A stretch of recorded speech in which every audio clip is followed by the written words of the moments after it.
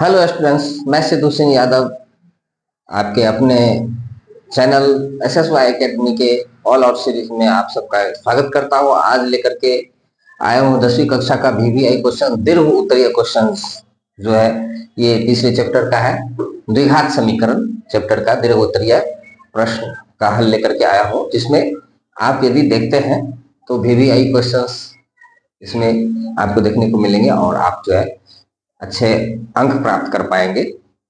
तो हम ज्यादा समय नहीं लेते हुए चलते हैं प्रश्न की ओर। यहां देख पा रहे हैं कि 50 को दो भागों में इस प्रकार बांटे कि उनके व्युत्क्रमों का योग 1/12 हो। अर्थात यहां 50 है, उसको दो भागों में बांटा जाना है। तो हम सबसे पहले 50 को दो भाग में अगर बांटते हैं तो ये नहीं मालूम है कि 50 को कितना कितना 25-25 है कि 30-20 है कि 15 और 35 है। तो उसी तरह से मालूम नहीं है तो हम लिखते हैं माना कि एक भाग बराबर x और दूसरा भाग जो है वो दोनों मिलके 50 है, इसलिए 50 माइनस एक्स। ठीक है, दोनों मिलके 50 है, एक अगर x है तो दूसरा 50 में से घटा दीजिए, 50 माइनस एक्स हो जाएगा। तो अब उसके व्युत्क्रमों का योग जो है 1/12 हो जाए। तो व्युत्क्रम का मतलब होता है कि अब लिखेंगे यहाँ प्रश्न में लिखा है कि व्युत्क्रमों का योग 1/12 हो।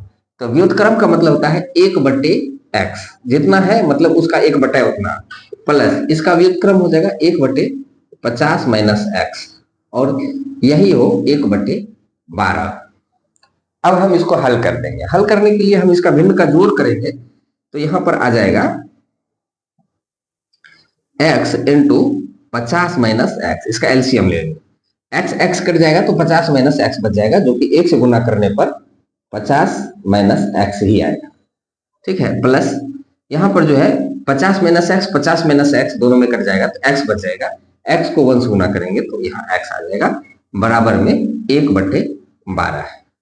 अब देखिए यहाँ माइनस एक्स प्लस एक्स खत्म, तब यहाँ क्या बचता है? क्रॉस मल्टीप्लिकेशन करते हैं। सबसे पहले यहाँ तो बच जाता है कि 50 बटे इसको गुना करते हैं तो 50x माइनस एक्स को x से गुना करेंगे तो x स्क्वायर हो जाता है, बराबर 1/12। ठीक है, तब क्या करते हैं, हम क्रॉस मल्टीप्लिकेशन करते हैं, इसको इससे और इसको इससे गुना करते हैं। इसको जब 50 को 12 से करते हैं गुना तो 12×5 = 60 यानी 600 आता है, बराबर इधर गुना करते हैं एक को तो हो जाता है 50x माइनस एक्स स्क्वायर। अब क्या करते हैं, हम एक तरफ कर लेते हैं सबको, तो इसको इधर करेंगे, ये एक्स स्क्वायर को इधर करेंगे, ये माइनस एक्स स्क्वायर है, बराबर के इधर आने पर प्लस एक्स स्क्वायर हो जाएगा, ये माइनस 50x हो जाएगा। इसको उधर करेंगे, इधर ही रहने देंगे, ये प्लस 600 पहले से इधर है, बराबर में उधर 0 छोड़ देंगे, उधर कुछ नहीं छोड़ना है। अब ये द्विघात समीकरण में आ गया, तो द्विघात समीकरण में हम हल कर सकते हैं गुणनखंड विधि से और मूल निकालने की विधि से भी हम कर सकते हैं। तो यहाँ पर गुणनखंड विधि से 50 को ऐसे दो भाग में बांटना है जो गुना करने पर 600 आए। 600 किस टेबल में आता है? 30 के और 20 के टेबल में आता है। 30 20 50 भी हो जाता है और 30 को 20 से गुना करने पर 600 भी हो जाता है। तो हम यहाँ लिखते हैं x square minus 30x minus 20x। 30 20 50 हो जाता है, माइनस 50 और माइनस 30 माइनस 20x को गुना करने पर 600 एक्स स्क्वायर भी हो जाता है, प्लस 600 बराबर 0 लिखते हैं। तब इसमें x कॉमन आता है, x अगर कॉमन लेते हैं तो यहाँ x बच जाता है, 2x है तो एक x बाहर बच गया, एक x अंदर है, इसमें 2x है, माइनस इसमें से अगर x को बाहर कर लिए हैं तो ये बच जाता है सिर्फ 30। अगर यहाँ ये 20 के टेबल में ये भी है और 20 के टेबल में ये भी है तो माइनस 20 अगर कॉमन लेते हैं तो यहाँ पर क्या बच जाता है? यहाँ पर x बच जाता है। अगर यहाँ माइनस कॉमन लिए हैं तो यहाँ अंदर में प्लस बचता है, यहाँ 20 के टेबल में 30 टाइम में आता है, सॉरी यहाँ प्लस नहीं है माइनस, यहाँ माइनस कॉमन लिए है तो माइनस आएगा, बराबर 0। अब क्या करना है कि यहाँ देखते हैं x माइनस 30 और x माइनस 30 दोनों में है तो दोनों का कॉमन ले लेते हैं, x माइनस 30, तो इसके पास बच जाता है x और इसके पास बच जाता है 20। अब यहां पर लिखेंगे x माइनस 30 ये बराबर 0 है, बराबर 0, और x माइनस 20 बराबर भी 0। तब x बराबर क्या होता है, यहाँ 30, x बराबर यहाँ 20। अब देखते हैं कि ये दोनों मिलकर के 50 भी पूर रहा है और दोनों प्लस है। यदि एक प्लस में आए एक माइनस में आए तब तो जो प्लस में मान है हम उसी मान को मानेंगे, क्योंकि ये संख्या है और दोनों जो कि 50 पुराना है इसीलिए। तो यहाँ पर जो है 30 और 20 ऐसा है, तो हम लिखेंगे पहली संख्या जो है वो मान लेते हैं 30 है, और दूसरी संख्या जो है, दूसरी संख्या 50 में से 30 घटाएंगे तो 20 आएगा ही, तो दूसरी संख्या 20 हमारा यही आंसर है। आप ऐसे भी लिख सकते हैं कि दूसरी संख्या जो है 50 माइनस 30 यानी 20, या ऐसे भी लिख सकते हैं कि अगर इसको लेते हैं तो पहली संख्या 20 तो दूसरी संख्या जो है 30 निकल जाएगा, लेकिन हमको यहीं पर जो है खत्म कर देना है, पहली संख्या और दूसरी संख्या ये हमारा मान निकल जाता है। तो इस तरह से चलेंगे हम अगले प्रश्न की ओर। अगला प्रश्न है कि दो धनात्मक संख्याओं का अंतर 3 है तथा उसका गुणनफल 504 है, संख्याएं ज्ञात कीजिए। अब यहाँ पर दो संख्याएं हैं जिसका अंतर 3 है, तो हम लिखेंगे कि माना कि एक संख्या बराबर x, तो दूसरी संख्या जो होगी, दूसरी संख्या उसका अंतर 3 है, अर्थात उससे 3 कम होगा या फिर 3 ज्यादा होगा। आप +3 भी लिख सकते हैं, लेकिन कह रहा है कि पहली संख्या हम बड़ा मान लिए हैं, दूसरी संख्या छोटी है, तो इस तरह से x माइनस 3 रखते हैं। अब है कि उसका गुणनफल जो है 504 है, तो गुणनफल मतलब गुना करना है, तो हम लिखेंगे यहाँ प्रश्न में है कि संख्याओं का गुणनफल, तो संख्या है x और गुना दूसरी संख्या है x माइनस 3, ये गुणनफल जो है 504 है। अब आप इसको गुना कर दीजिए, x को x से गुना कीजिएगा x स्क्वायर होगा, माइनस x को 3 से गुना कीजिएगा 3x होगा, बराबर 504। अब 504 को हम इधर कर देते हैं, एक्स स्क्वायर माइनस 3x, इसको इधर करेंगे तो माइनस 504 बराबर में 0 बच जाता है। अब इसको गुणनखंड विधि से हल कीजिए या फिर मूल निकालने की विधि से कीजिए। तो इसमें क्या है कि गुणनफल ही बहुत आसान होता है गुणनखंड विधि से। तो 3 को ऐसे दो भाग में बांटना है जिसको गुना करने पर 504 है, लेकिन 504 को हमको पहाड़ा पढ़ने में थोड़ा दिक्कत होगा, तो हम क्या करते हैं 504 का खंड कर लेते हैं। खंड करेंगे तो आ जाएगा कितना, 2 से लगाते हैं तो 252 आ जाता है, 252 आ जाता है। फिर 2 से लगाते हैं 1 2 6, फिर 2 से लगाते हैं 6 और 3, अब लगाते हैं 3 से 21 और 3 से लगाते हैं 7 बार। अब इसको गुना कीजिए, 2 दूनी 4 दूनी 8 या 24 और 21, 7 या 21, यहाँ से आता है 21 और यहाँ से ऊपर गुना कीजिए, ये आता है 24। 24 में 21 घटाते हैं तो हो जाता है 3। तो यही लिखिए एक्स स्क्वायर माइनस 3 है, इसलिए यहाँ जो बड़ा है उसको हम माइनस रखेंगे, छोटी वाली संख्या को हम प्लस रखेंगे। तो बड़ी वाली संख्या है 24x प्लस 21x लिखिए, माइनस 24x में से प्लस 21x जाएगा तो माइनस 3x बचेगा, और गुना करने पर तो 504, सबको गुना करने पर 504 आना ही आना है, तो 504 बराबर 0। अब हम यहाँ पर कॉमन लेते हैं, इसमें भी x है इसमें भी x है, तो x यदि कॉमन लेते हैं तो इसमें 2x है, 1x बच जाता है, तो अंदर में 1x रह जाता है, माइनस यहाँ क्या हो जाता है 24 बच जाता है, x बाहर कर दिए तो 24 बच गया है, प्लस और यहाँ पर 21 कॉमन लेते हैं, 21 के टेबल में ये भी है, 21 के टेबल में 24 बार में इतना आता है, तो हम 21 कॉमन लेने के बाद यहाँ बच जाता है x माइनस 24 बराबर 0। अब देखिए यहाँ पर x माइनस 24 यहाँ भी है, x माइनस 24 यहाँ भी है, तो हम दोनों को कॉमन लेते हैं x माइनस 24 को, तो इसके पास में x बच जाता है और इसके पास में प्लस 21 बच जाता है बराबर 0। अब इसको हल करते हैं, x माइनस 24 बराबर 0 लिखते हैं और दूसरी संख्या x प्लस 21 बराबर 0 लिखते हैं, या x माइनस 24 माइनस 24 है बराबर के उस पार अगर भेज देते हैं तो ये प्लस 24 हो जाता है, यहाँ x बराबर उधर भेज देते हैं तो माइनस 21 हो जाता है।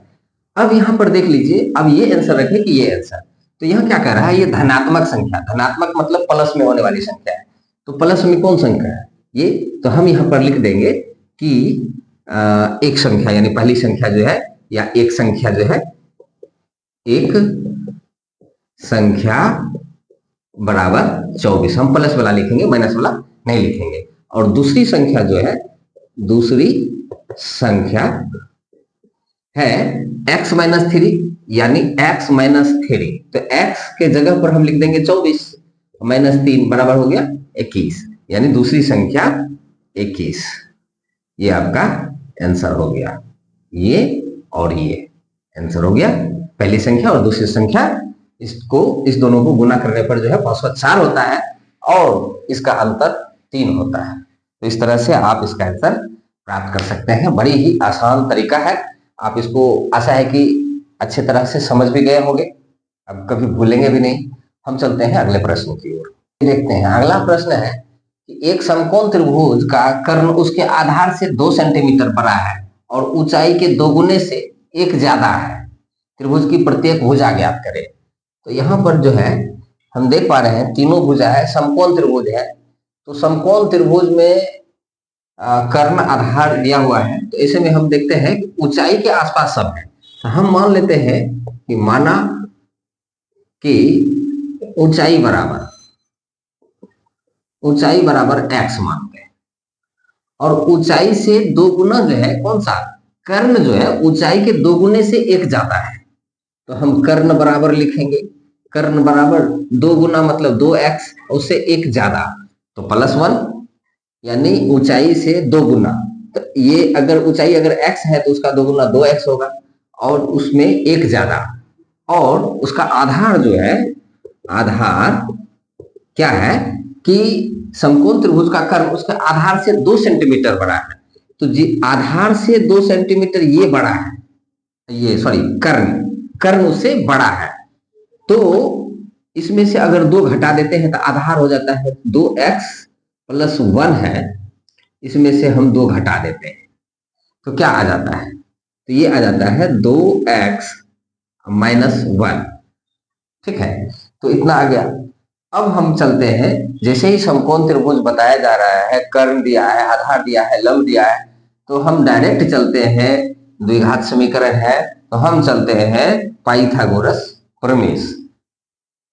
तब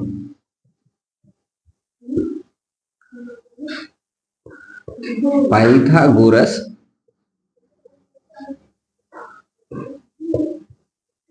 प्रमेय से, पाइथागोरस प्रमेय क्या होता है, तो कर्ण स्क्वायर बराबर लंब स्क्वायर प्लस आधार स्क्वायर, ऐसा है। तो यहां पर हम देख पा रहे हैं कर्ण कितना है, तो 2x प्लस 1 का स्क्वायर बराबर लंब कितना है, लंब ऊंचाई को मानते हैं x स्क्वायर प्लस आधार जो है 2x माइनस 1 का स्क्वायर।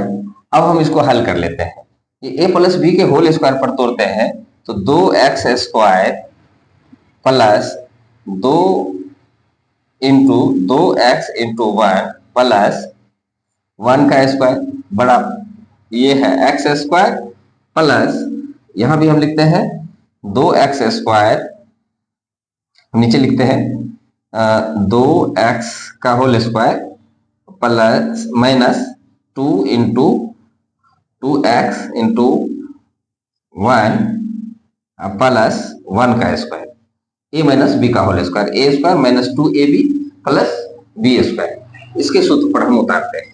अब चलते हैं इसको हल करते हैं, 2x का होल स्क्वायर है तो हम 2 दूनी 4x स्क्वायर लिख सकते हैं प्लस 2 दूनी 4x लिख सकते हैं, 4x, फिर प्लस एक बराबर में हम लिखेंगे एक्स स्क्वायर, फिर इधर है 2x स्क्वायर, 2 दूनी 4x स्क्वायर हो जाएगा, 4x स्क्वायर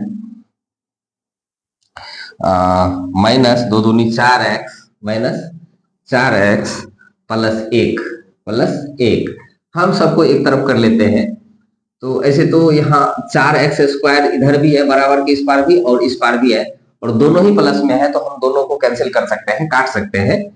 तब यहाँ पर हम इस एक्स स्क्वायर को रहने देते हैं, बराबर के इधर तो बचा है, मान लेते हैं कि इधर 0 हम बचा देते हैं, सबको उधर ले जाते हैं। पहले एक्स स्क्वायर है वहां पर और माइनस 4x भी है, तो माइनस 4x उधर पहले से है, इस प्लस 4x को उधर करेंगे तो ये भी माइनस 4x हो जाएगा, और वहां पहले से प्लस 1 है, इस प्लस 1 को उधर ले जाते हैं तो जो है उधर जाके माइनस 1 हो जाता है, बराबर में 0 बच जाता है। अगर 0 को हम इधर ना लिख करके बराबर के इधर लिखते हैं तो कोई बात नहीं होगी। तो यहाँ पर देख पा रहे हैं कि ये जो है प्लस 1 और माइनस 1 दोनों कट जा रहा है, प्लस 1 और माइनस 1 दोनों कट जा रहा है, तो यहाँ बच जाता है एक्स स्क्वायर माइनस 8x बराबर 0।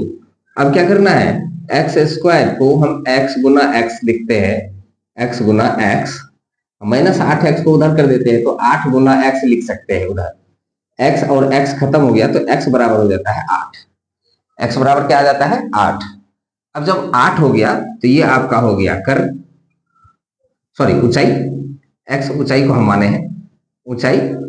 और अब चलते हैं कि यहां दिया है 2x प्लस 1, 2x प्लस 1 ये जो है, तो 2 गुना x के जगह 8 प्लस 1, ठीक है, और यानी 8 दूनी 16 1 17, और 2x माइनस 1, 2x माइनस 1 यानी 2 गुना 8 माइनस 1, यानी ये हो गया 8 दूनी 16 में से 1 गया 15। तो हम लिखेंगे कर्ण सबसे लंबी भुजा, कर्ण बराबर 17, ऊंचाई बराबर जो है x के जगह पर 8 आया है, और आधार बराबर जो है आधार ये आया है 15 मीटर मीटर मीटर। ये आपका आंसर है। आप इस प्रकार से जो है आसानी से हल कर सकते हैं, इसमें कहीं भी कोई दिक्कत नहीं है, आप देख सकते हैं और समझ भी सकते हैं। a प्लस बी का होल स्क्वायर है, जोड़ घटा गुना भाग है, कुछ भी नहीं है। तो हम चलते हैं अगले प्रश्न की ओर। चलिए देखते हैं, अगला प्रश्न है, एक रेलगाड़ी एक समान चाल से 360 किलोमीटर की दूरी तय करती है, यह चाल 5 किलोमीटर अधिक होती तो उसी यात्रा में 1 घंटा कम समय लेती, तो रेलगाड़ी की चाल ज्ञात कीजिए। अब यहां पर हम देख पा रहे हैं एक रेलगाड़ी है, एक समान चाल से, मतलब चाल नहीं मालूम है, लेकिन दिया है कि 360 किलोमीटर की दूरी तय करती है। यहां पर हम पहले लिख लेंगे जो दिया है कि दूरी बराबर 360 किलोमीटर, और आगे जो है इसकी चाल नहीं मालूम है, एक समान चाल जो है तो लिखेंगे रेलगाड़ी की, माना कि रेलगाड़ी की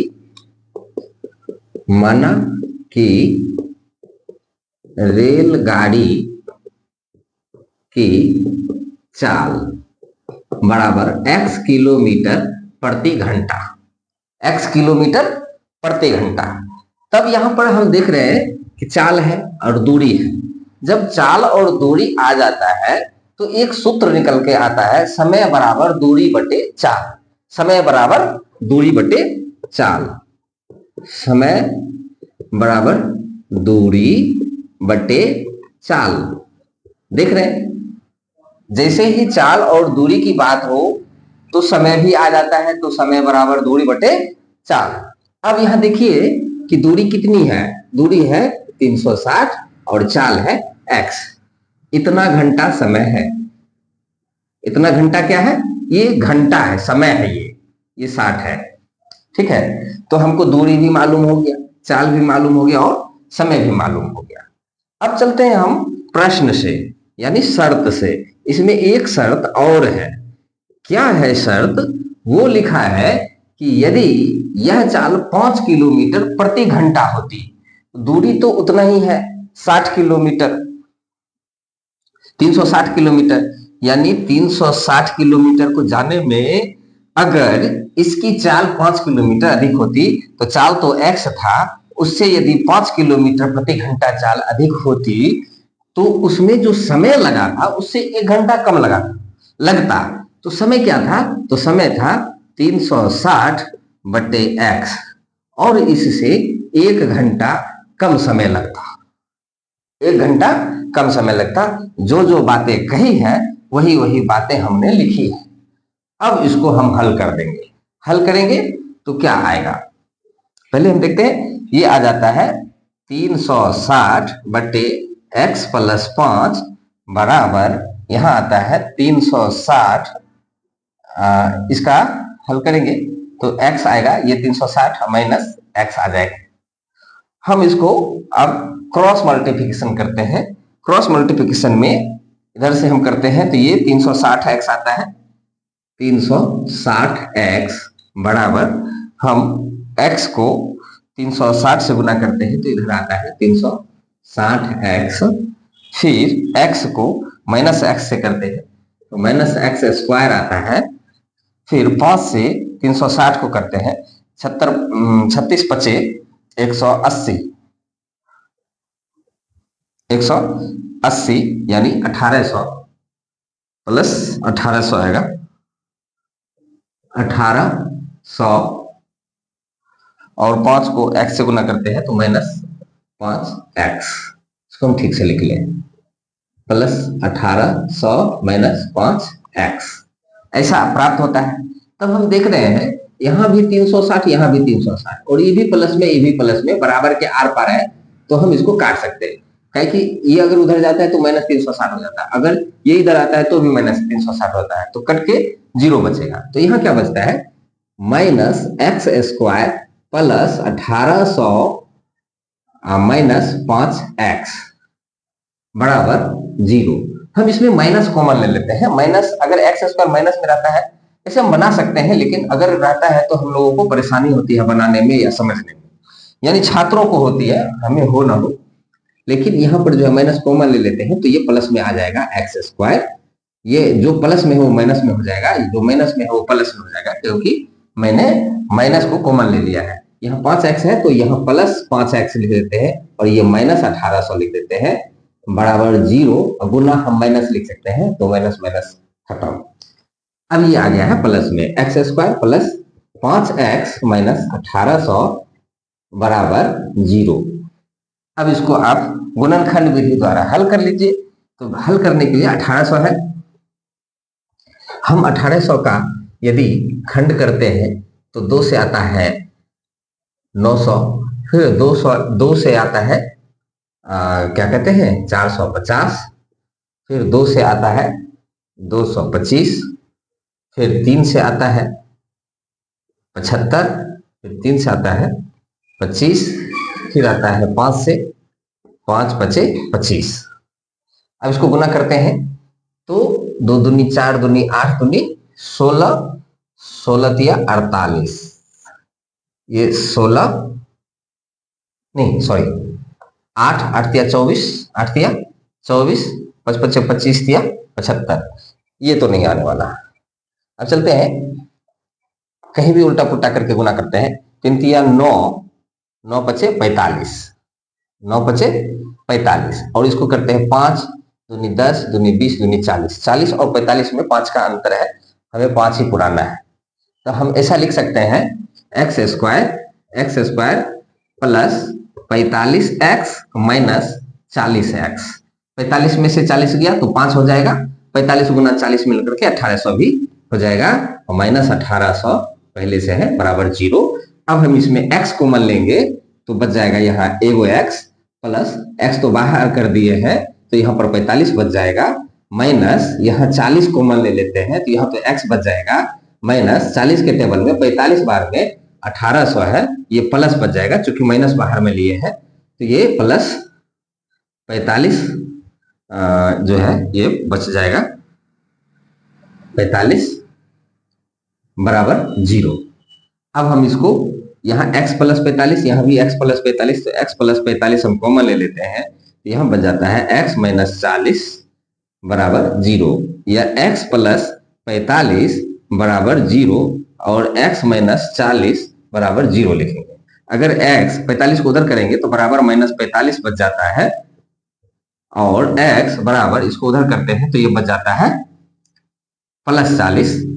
तो यहाँ पर हम देख रहे हैं रेलगाड़ी की चाल हम x किलोमीटर प्रति घंटा लिखे थे और x का मान निकला है 40, तो हम लिखेंगे रेल गाड़ी की चाल बराबर 40 किलोमीटर प्रति घंटा। ये आपका आंसर है। छात्रों, आप इसको देख करके कभी घबराइएगा नहीं कि इतना बड़ा प्रश्न है, हमसे नहीं होने वाला। हम समझते हैं कि आप अगर एक बार इस वीडियो को देख लीजिएगा तो आप जरूर समझ जाइएगा और भूलिएगा भी नहीं। आप सिर्फ इसका समझिए कि क्यों बैठाया गया, कैसे बैठाया गया, और मैंने तर्क भी दिया है जो कि सरल है, सरल भाषा में है, आप समझ सकते हैं, इसको बना सकते हैं। हम चलते हैं अगले प्रश्न की ओर। तो यहाँ पर हम देख पा रहे हैं कि हंस के झुंड के कुल संख्या के वर्गमूल का 7/2 तालाब के किनारे खेल रहे हैं, शेष 2 पानी में जल क्रीड़ा कर रहे हैं, तो हंसों की कुल संख्या निकालें। तो हम यहाँ पर देख पा रहे हैं कि लिखेंगे माना कि हंसों की कुल संख्या, माना कि हंसों की कुल संख्या बराबर x, तब तालाब के किनारे हंसों की संख्या जो हो जाएगी वो उसके वर्गमूल की, यानी वर्गमूल x है इसका 7/2, या आप लिख सकते हैं 7/2 रूट x, ऐसा लिख सकते हैं। और शेष 2 पानी में खेल रहे हैं, तो हम देखते हैं, लिखेंगे प्रश्न से। तो प्रश्न में लिखा है कि कुल संख्या x है और वर्गमूल का 7/2 भाग किनारे में खेल रहा है और 2 जल में क्रीड़ा कर रहे हैं। तो जो खेल रहे हैं किनारे पर वो है 7/2 रूट x प्लस 2 खेल रहे, ये दोनों मिला करके हंसों की कुल संख्या होती है। तो हंसों की कुल संख्या मैंने माना है x।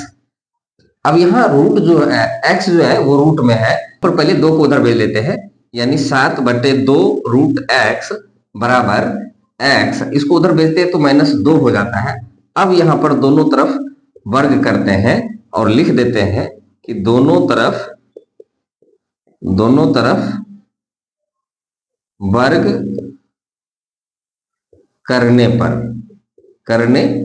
पर तो इसको जब वर्ग करते हैं तो 7 का स्क्वायर तो 49 हो जाता है, 2 का स्क्वायर तो 4 हो जाता है, लेकिन रूट x का स्क्वायर x हो जाता है, बराबर इधर है a plus a minus B का होल स्क्वायर पर, तो a स्क्वायर माइनस 2, a की जगह है x, b की जगह है 2 प्लस b स्क्वायर यानी 2 का स्क्वायर लिख सकते हैं। अब यहाँ पर हम इसको हल करेंगे, ये आ जाएगा 49x/4 बराबर x स्क्वायर माइनस 2 दूनी 4x प्लस 4। अब हम क्रॉस मल्टीप्लिकेशन करते हैं, तो इसको अगर करते हैं तो ये हो जाता है 4x स्क्वायर, फिर माइनस 4 चौके 16x, फिर इससे करते हैं प्लस 16 और बराबर में 49, ये 49x। हम इसको इधर उधर करते हैं, यानी सबको एक तरफ करते हैं, 4x स्क्वायर माइनस 16x, इसको भी इधर करते हैं तो -49x प्लस 16। अब क्या करते हैं, 4x स्क्वायर माइनस 16 और 49 कितना आता है, 9 6 15, 4 1 5 1 6 65 एक्स माइनस 16 सॉरी प्लस 16। अब यहां पर जो है कि 16 चौके 64, लास्ट और शुरू वाला को गुना कीजिए। 16 चौके 64, 65 को 2 भाग में तोड़िए जो कि जोड़ने पर 65 हो और गुना करें तो 64 हो। तो क्या करते हैं, 4x square minus 64x minus x, 64 में 1 जोड़ेंगे तो 65 हो जाएगा और 64 गुना 1 64 भी होता है, प्लस 16 लिखेंगे। अब यहाँ पर 4 के टेबल में ये, 4 के टेबल में ये भी है, तो 4x कॉमन लेते हैं तो यहाँ एक x बच जाता है, माइनस यहाँ 4 के टेबल में जो है 16 बार में ये 64 आता है, x तो बाहर आ गया है, माइनस इसमें 1 कॉमन लेते हैं तो x माइनस 16 आ जाता है। अब हम यहाँ देखेंगे कि x माइनस 16 दोनों में है, x माइनस 16, तो यहाँ पर बच जाता है 4x माइनस 1, 4x माइनस 1, ये बराबर में 0 आता है, थोड़ा जगह की कमी है। तब हम क्या करेंगे, ये जो है हम इसको मिटा लेते हैं थोड़ा सा, जिसका काम हो गया है। अब इसको हम मिटा लेते हैं ताकि आप लोगों को समझने में दिक्कत ना हो। अब यहां देख पा रहे हैं कि x माइनस 16 बराबर 0 और 4x माइनस 1 बराबर 0 लिखेंगे तो x बराबर आ जाएगा, उसको उधर करेंगे तो आ जाएगा 16, और यहाँ जो है x बराबर 1 को उधर करेंगे तो प्लस 1 हो जाएगा और बटा 4। तो अंशों की कुल संख्या है, ये पूर्णांक अंक होंगे यानी 16 होंगे, उसका पूर्णांक अंक में होना आवश्यक है, वो बटा या दशमलव में आंसर नहीं हो सकता है, या ऋणात्मक संख्या नहीं हो सकती है संख्या, हंसों की संख्या, इसलिए हंसों की कुल संख्या, हंसों की कुल संख्या बराबर हम 16 लिखेंगे। इस प्रकार से आप देख पा रहे हैं कितनी आसानी से ये जो है हल हो पा रहा है, कितना अच्छा प्रश्न है। तो हम इतने ही क्वेश्चन को लेकर के हम अब विराम में चलते हैं, और हम अगले चैप्टर के प्रश्न को कल फिर लेकर के आएंगे, जिसके लिए आप मेरे चैनल को सब्सक्राइब कर ले यदि आप सब्सक्राइब नहीं किए हैं तो, और यदि सब्सक्राइब किए हैं तो मेरे चैनल को, मेरे वीडियो को जो है आगे शेयर करते रहे, ताकि सभी विद्यार्थियों को मेरा वीडियो प्राप्त हो सके और वो आसानी से 2026 के एग्जाम के VVI क्वेश्चन की तैयारी कर सके। तो मिलते हैं कल।